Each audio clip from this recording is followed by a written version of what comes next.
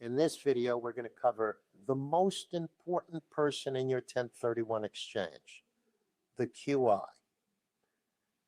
Now, when you're doing a 1031 exchange, the IRS, through Section 1031 of the tax code, requires hiring of a qualified intermediary.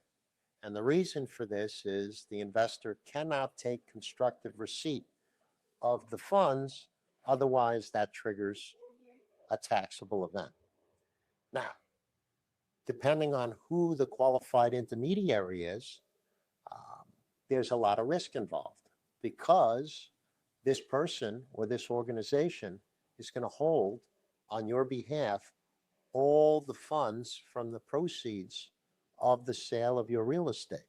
So not only is your equity at risk, but if the 1031 exchange does not follow the IRS guidelines, the IRS could come in and disallow the deferral.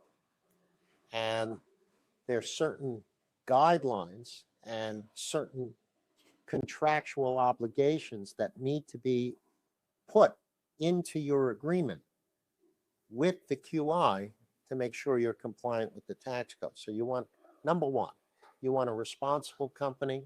You want a financially viable company. You want a company that's fully insured and bonded. These are some of the issues that you need to look into to ensure that your qualified intermediary is not going to be a problem in terms of you being compliant with the tax code.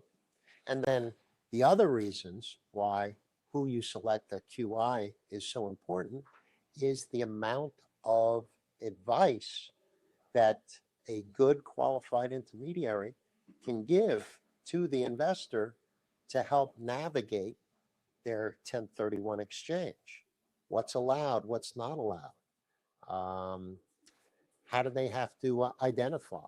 You know, you need to be coached on the 3 property rule, the 200% rule.